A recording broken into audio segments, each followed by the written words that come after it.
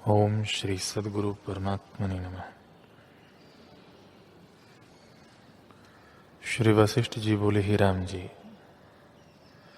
यह जगत आभास मात्र है और उस आभास मात्र में जो राग द्वेष आदि फुरते हैं उनकी निवृत्ति का उपाय मैं तुमसे कहता हूँ। जो कुछ उपदेश मैंने किया है उसके विचारने से भ्रांति निवृत्त हो जाएगी और आत्मपद की प्राप्ति होगी।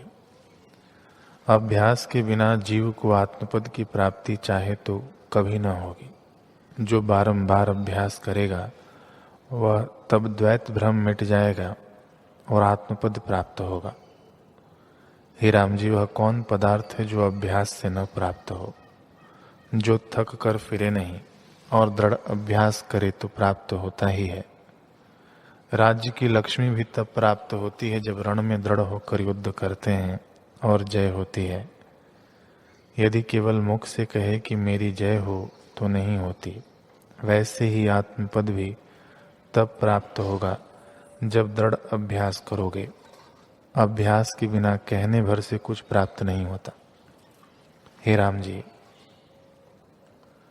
इस मन के दो प्रवाह हैं, एक जगत का कारण है और दूसरा स्वरूप की प्राप्ति का कारण है। जो असत शास्त्र हैं और जिनमें आत्मज्ञान प्रत्यक्ष नहीं कहा उनको छोड़ो। यह जो महारामायण मोक्ष का उपाय है, इसमें 4 वेद, 6 शास्त्र और सब इतिहासों और पुराणों का सिद्धांत मैंने कहा है। ऐसे शास्त्र के विचार में मन लगाओ तो शीघ्र ही आत्मपद को प्राप्त होगे। हे राम जी, आत्मज्ञान वर और शाप की नाई नहीं है कि कहने भर से सिद्ध हो। इसकी प्राप्ति तभी होगी जब बारंबार विचार करके दृढ़ अभ्यास करोगे। ओम श्री सद्गुरु परमात्मने नमः। वशिष्ठ जी बोले, हे राम जी, इस जीव के 3 स्वरूप हैं। एक स्वरूप तो शुद्ध आत्मा चिदानंद ब्रह्म है, जिससे सब प्रकट होते हैं। दूसरा अंत बाहक पुण्य नाम है, जो आत्मा के प्रमाद से हुआ है। यद्यपि केवल पद से उत्थान हुआ है तो भी प्रमादी नहीं, क्योंकि उसे आत्मा का स्मरण रहता है। जब आत्मपद को भूला तब तीसरा आदि भौतिक हुआ और पंच तत्वों को अपना रूप जानने लगा। हे राम जी, जीव के ये 3 रूप हैं। आत्मा के प्रमाद से जीव संज्ञा पाता है, दुखी और परतंत्र होता है। इससे पंच भौतिक और अंत बाहक को त्याग कर वास्तव स्वरूप में स्थित हो। हे राम जी, ये जो स्थूल और सूक्ष्म शरीर हैं वे आत्म विचार से नष्ट हो जाते हैं, पर तीसरा जो स्वरूप है वह सत्य है। तुम उसी में स्थित हो। हे राम जी, हाथ पांव से युक्त जो देह भोग से मिली हुई है वह स्थूल रूप है। यह जीव अपने ही संकल्प से सदा इसका प्रसार करता है। चित्त रूपी देह इसे स्फुरन रूप से अंत बाहक है। वह सदा प्राण वायु के रथ पर स्थित रहता है। देह हो चाहे ना हो, ये दोनों शरीर उपजते और नष्ट भी होते हैं। आदि अंत से रहित चिन्मात्र जो निर्विकल्प है, उसे जीव का परम रूप जानो। जो तुरीय पद है उसी से जागृत आदिक उपजे हैं और उसी में लीन होते हैं। ओम श्री सद्गुरु परमात्मने नमः। श्री वशिष्ठ जी बोले, ही राम जी, जो पुरुष अब तक अज्ञान रूपी शत्रु को मारने और आत्मपद पाने का यत्न नहीं करते, वे परम कष्ट पावेंगे और संसार रूपी दुख से कभी मुक्त न होंगे। इस कष्ट से निकलने का यही उपाय है कि महारामायण ब्रह्म विद्या का जो उपदेश है उसको विचार कर अपने हृदय में धारण करें। इस उपाय से भ्रांति मिट जाएगी। यह महारामायण उपदेश सब सिद्धांतों का सार है और शास्त्रों से आत्मपद की प्राप्ति चाहे हो या न हो, परंतु इसके विचार से अवश्य आत्मा की प्राप्ति होगी। जैसे तिल की खली से तिल निकलना कठिन है, तिलों से ही तिल निकलता है, वैसे ही मेरा उपदेश तिल की नहीं है और अन्य उपदेश खली है। हे राम जी, संपूर्ण शास्त्रों के मुख्य सिद्धांतों का सार सिद्धांत मैंने तुमसे कहा है। जो आत्मा सदा विद्यमान है उसको लोग भ्रांति से अविद्यमान मानते हैं, इसलिए उसी के विद्यमान करने को सब शास्त्र यत्न करते हैं। परंतु जो उनके विचार से आत्मपद को विद्यमान नहीं जानता, वह मेरे उपदेश को विचारने से अवश्य आत्मपद को विद्यमान जानेगा, यह निश्चित है।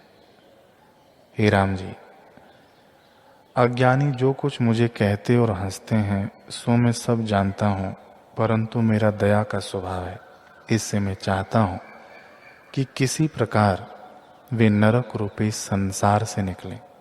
इसी कारण मैं उपदेश करता हूँ। हरि ओम।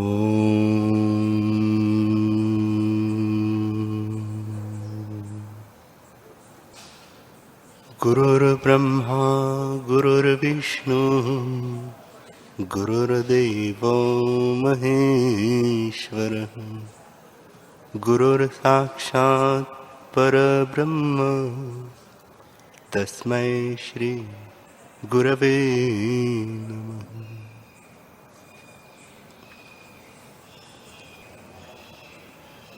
श्री योग वासिष्ठ महारामायण निर्वाण प्रकरण सर्ग 124। श्री वशिष्ठ जी बोले, हे रामचंद्र जी,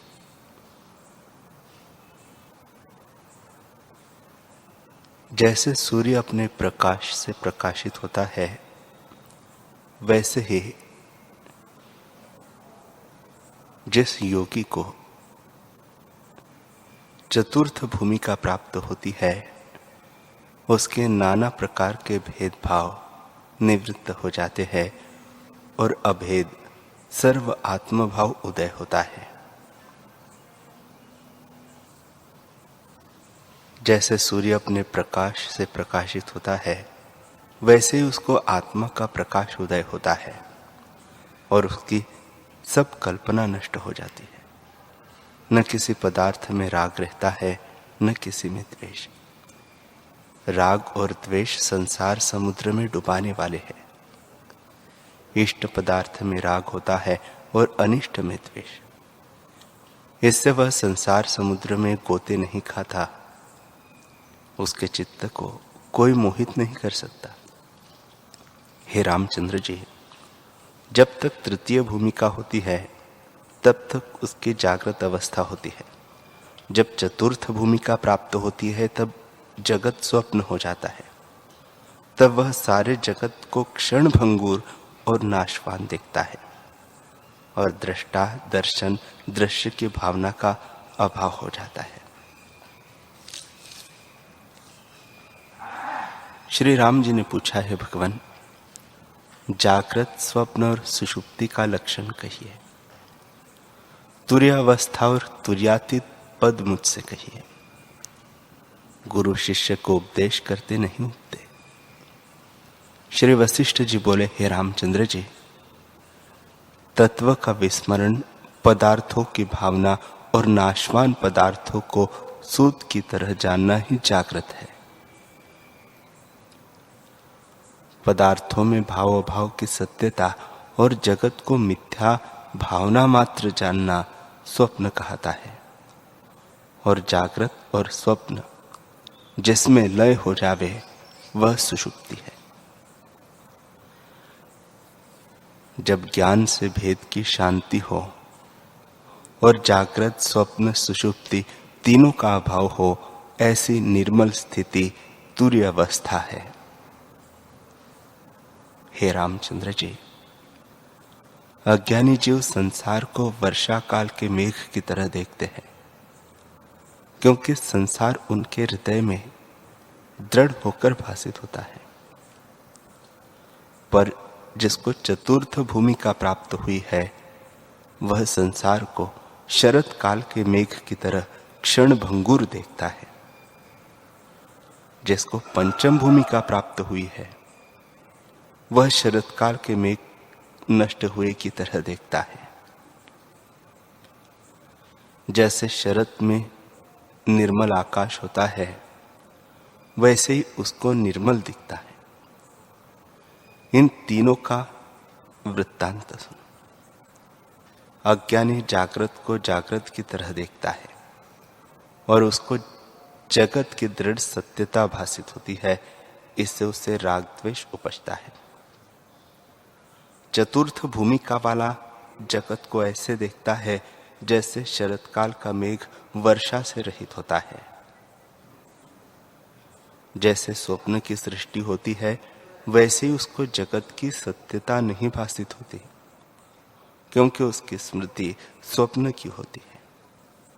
वह जगत को स्वप्नवत देखता है, इससे उसको राग द्वेष नहीं उपजता। पंचम भूमिका पर पहुंचने वाला जगत को सुषुप्ति की तरह देखता है। जैसे शरतकाल का मेघ नष्ट होकर फिर नहीं देख पड़ता, वैसे ही उसको संसार का भान नहीं होता और उसकी चेष्टा स्वाभाविक होती है। जैसे कमल स्वाभाविक ही खुलता और मुंद जाता है, वैसे ही वह कुछ यत्न नहीं करता। चेष्टा में जैसा प्रतियोगी स्वाभाविक प्राप्त होता है, वही करता है।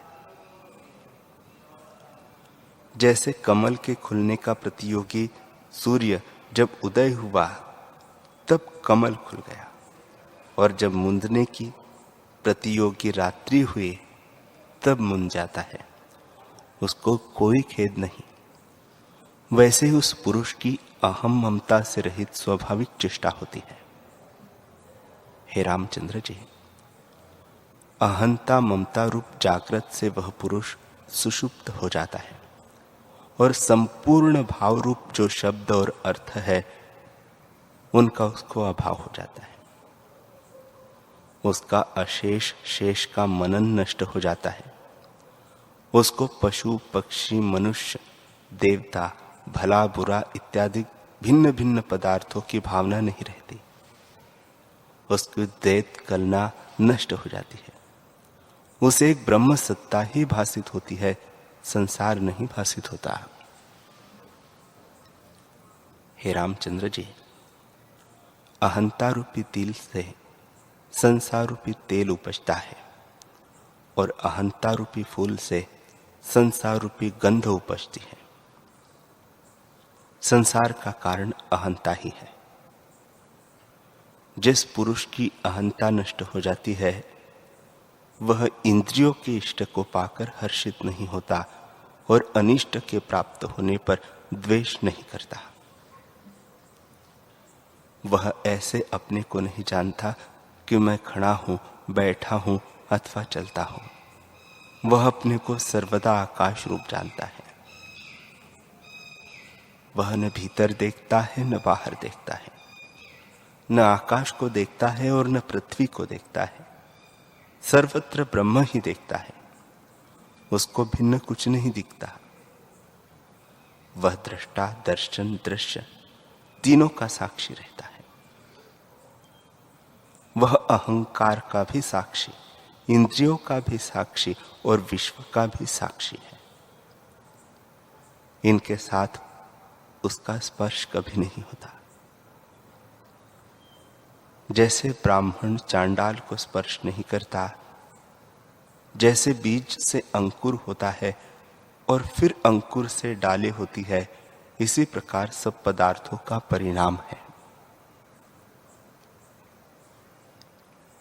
पर उनमें आकाश ज्यों का त्यों रहता है, क्योंकि उनके साथ उसका स्पर्श नहीं होता। वैसे ही वह पुरुष दृष्टा दर्शन दृश्य से अतीत रहता है।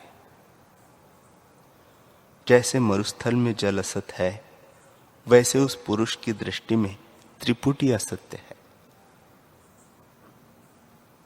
उस पुरुष की त्रिपुटी और अहंता नष्ट हो जाती है। इससे भेद बुद्धि भी नहीं रहती। इसी से वह शांत, निर्मल, संसार से सुषुप्त, चैतन्य घनता से पूर्ण और सर्वदा शांत रूप रहता है। जिन नेत्रों से लोग संसार देखते हैं, उनसे वह अंधा हुआ है। अर्थ यह कि जिस मन से फुरना होता है, उसका उसने नाश किया है। और यदि भय, क्रोध, अहंकार, मोह इत्यादि विकार उस पुरुष में दिखते भी है, तो उसके हृदय को वे स्पर्श नहीं करते। जैसे पक्षी आकाश में उड़ता है परंतु आकाश को स्पर्श नहीं करता, वैसे उस पुरुष को कोई विकार स्पर्श नहीं करता। हे रामचंद्र जी, उस पुरुष के सब संशय नष्ट हो गए हैं और वह सर्वदा स्वरूप में स्थित और शांत रूप है।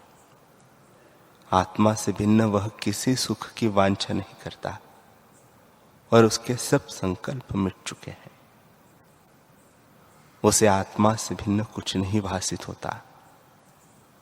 वह जागृत की तरह देख पड़ता है, पर सर्वदा जागृत से सुषुप्त है।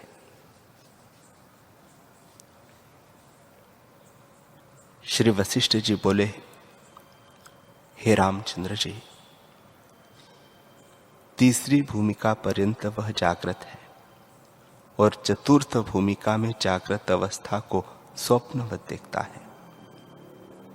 पंचम भूमिका वाला संसार में सुषुप्त होता है और छठी भूमिका वाला तुर्य पद में स्थित होता है और सर्वदा अक्रिय है, अर्थात किसी क्रिया में नहीं बंधता। वह सर्वदा आनंद रूप है। भिन्न होकर आनंद को नहीं भोगता, आप ही आनंद रूप है। केवल अपने आप, स्वतः अपने में ही स्थित है और सर्वदा निर्वाण रूप है। हे रामचंद्र जी, सब कर्म वह यथाशास्त्र करता देख पड़ता है, परंतु हृदय में शून्य है। उसका किसी से लगाव नहीं। जैसे आकाश में सब पदार्थ है, पर आकाश का स्पर्श किसी से नहीं, वैसे ही सब क्रिया उसमें विद्यमान देख पड़ती है, तो भी वह हृदय से किसी को स्पर्श नहीं करता, क्योंकि उसको कर्म बंधन में डालने वाला अहंकार नष्ट हो गया है। वह केवल शांत रूप है। जिन मात्र में अहम भाव का उत्थान ही अज्ञान है और वही दुखदायी है। जब अहम भाव निवृत्त होता है, तब कोई कर्म स्पर्श नहीं करता। यद्यपि उसको विश्व देख पड़ता है, तो भी वास्तव में वह नहीं देखता, क्योंकि उसको सर्वत्र ब्रह्म ही भासित होता है। वह खाता है पर नहीं खाता, देता भी है पर कभी नहीं देता, लेता है तो भी कभी किसी से कुछ नहीं लेता, चलता है परंतु कभी नहीं चलता। हे रामचंद्र जी, जो देश, काल, वस्तु, पदार्थ है, उन सब में वह आत्मभाव रखता है।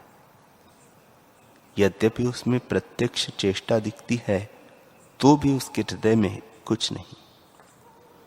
जैसे सपने में खाता, पीता, लेता, देता अपने को देखता है और जागे पर उसका अभाव हो जाता है, वैसे ही जो पुरुष परमार्थ सत्ता में जागा है उसको गुण क्रिया अपने में नहीं भासित होती।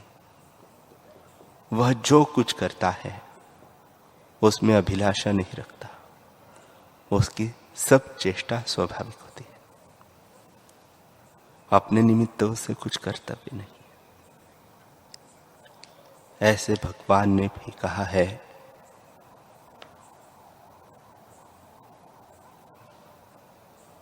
कि वह सर्वत्र आत्मा को ही देखता है।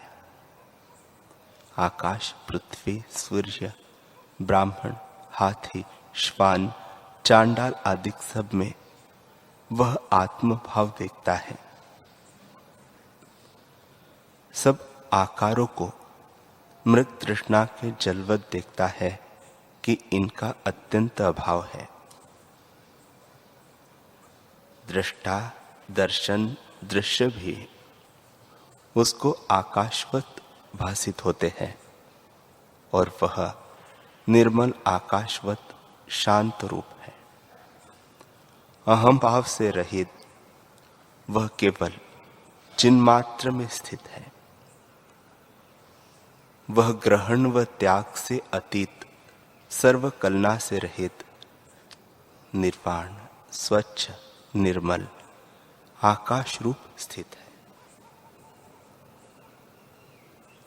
अहम मम आदि जड़ ग्रंथि उसकी कट गई है। अनात्मा में आत्म अभिमान उसका नष्ट हो जाता है। वह केवल शांत रूप हो जाता है।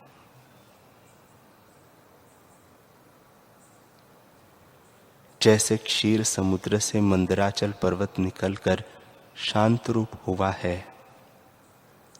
वैसे ही वह राग द्वेष रूपी क्षोभ करने वाले अंतःकरण रूपी समुद्र से निकल गया है। तब शांत रूप अक्षोभ्य होकर परम शोभा से शोभित होता है। जैसे विश्वकर्मा ने सूर्य का मंडल रचा है और वह प्रकाश से शोभा पाता है, वैसे ही ज्ञान रूपी प्रकाश से वह प्रकाश पाता है। जैसे चक्र फिरता फिरता रह जाता है और शांत होता है, वैसे ही वह अज्ञान से फिरता फिरता ठहरकर सदा शांति को प्राप्त होकर अपने आप से प्रकाशित होता है। जैसे पवन से रहित दीपक प्रकाशित होता है, वैसे ही कलना रूपी पवन से रहित पुरुष अपने आप से प्रकाशमान होता है और सर्वदा निर्मल और एक रस रहता है।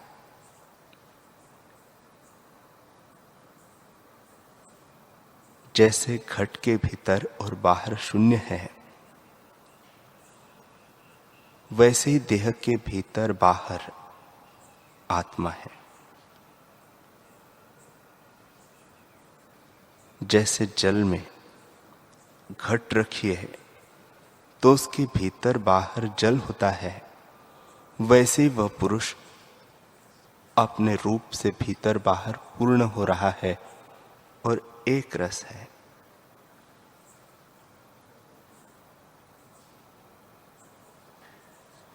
वह द्वैत कलना को नहीं प्राप्त होता और उस पद को पाकर आनंदित होता है। जैसे कोई मारे जाने के निमित्त पकड़ा गया हो और उसकी रक्षा हो तो वह बड़े आनंद को प्राप्त होता है, वैसे वह पुरुष आनंद को प्राप्त होता है।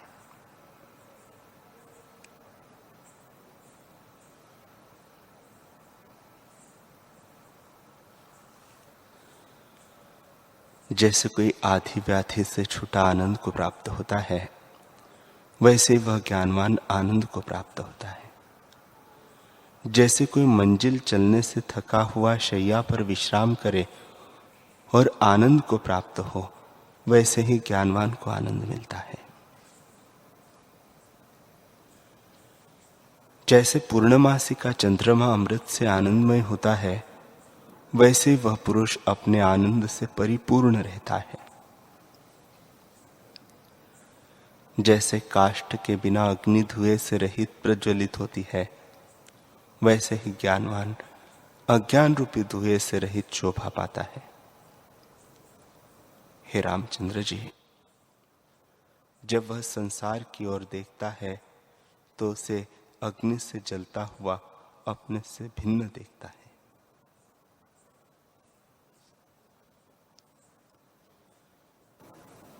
वह ज्ञान रूपी पर्वत के ऊपर स्थित होकर संसार को जलता देखता है।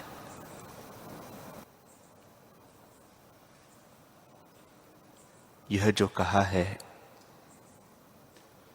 कि संसार को जलता देखता है, सो ऐसे नहीं फुरता है कि मैं ज्ञानी हूं और यह संसार है। स्वरूप की अपेक्षा से यह कहा है कि संसार उसको दुखदाई लगता है। वह आनंद से भी परे परमानंद को प्राप्त हुआ है और सत असत से रहित जो अपना आपा है उसमें स्थित है।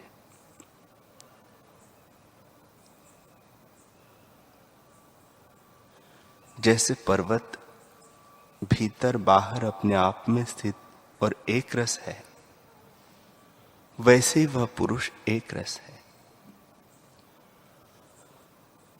वह संसार में जागृत होकर चेष्टा करता है, पर हृदय में संसार की भावना से रहित है। उस पद में वाणी की गति नहीं, फिर भी कुछ कहता हूं, सुनो। कोई उसे ब्रह्म कहते हैं, कोई चैतन्य कहते हैं, कोई आत्मा कहते हैं, कोई साक्षी कहते हैं। काल वाले उसी को काल कहते हैं, ईश्वरवादी ईश्वर कहते हैं, सांख्य वाले प्रकृति इत्यादि संज्ञाओं से निर्देश करते हैं। सब उसी के नाम है, उससे भिन्न नहीं। उस पद को संतजन जानते हैं। हे रामचंद्र जी, ऐसे पद को पाकर वह अपने आप से शोभित होता है। जैसे मणि के भीतर बाहर प्रकाश होता है, वैसे वह पुरुष भीतर बाहर सोता है और अपने स्वरूप से सदा संतुष्ट रहता है।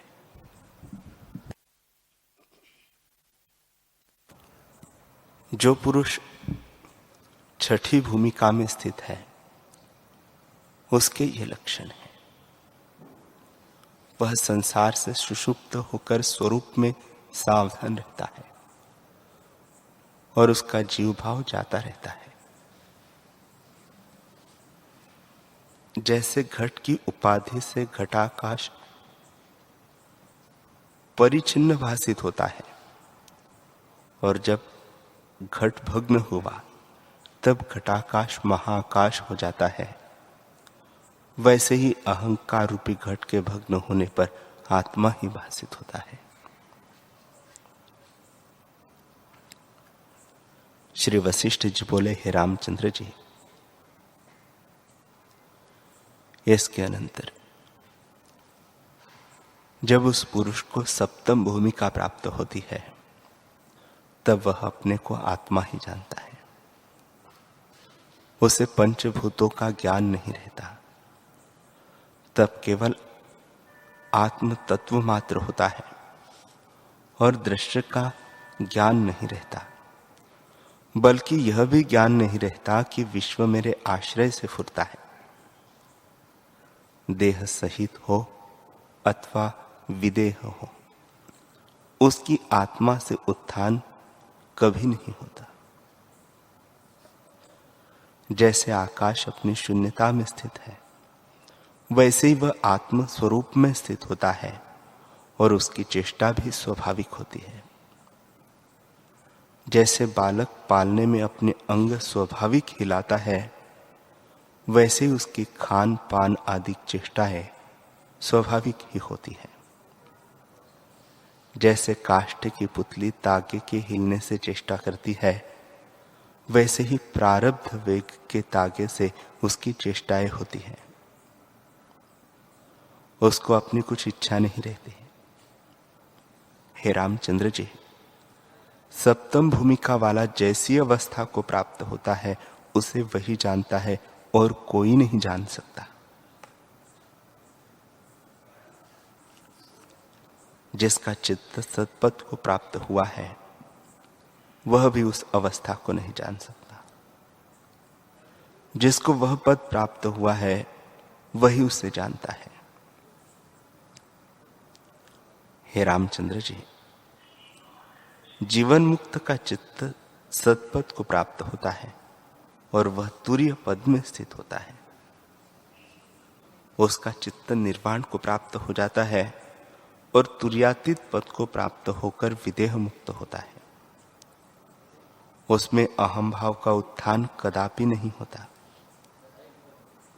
वह सतरूप है पर असत की नाई स्थित है। हे रामचंद्र जी, वह पुरुष उस पद को प्राप्त होता है जिसमें वाणी की गति नहीं,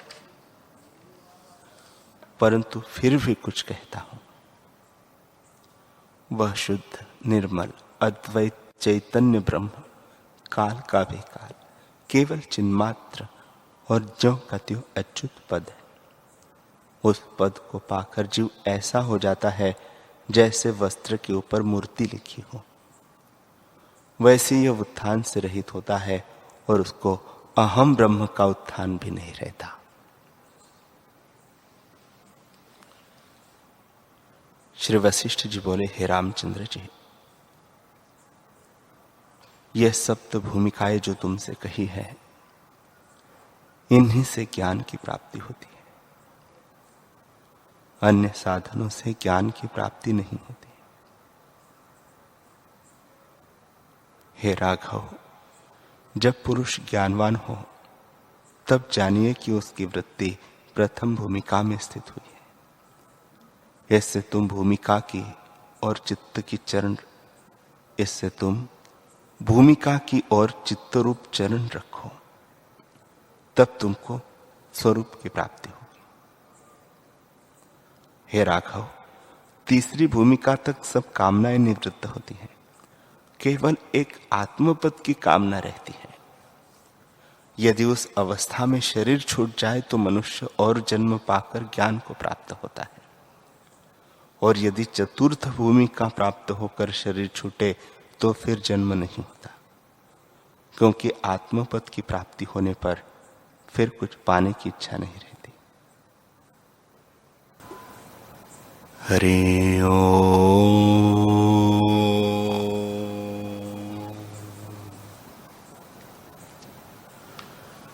हरि ओम।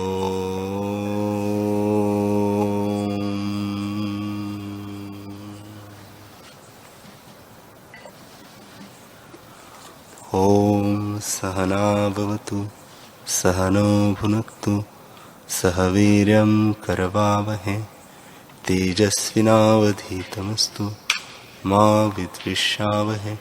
ओम शांति शांति शांति। श्री सद्गुरुदेव भगवान की जय।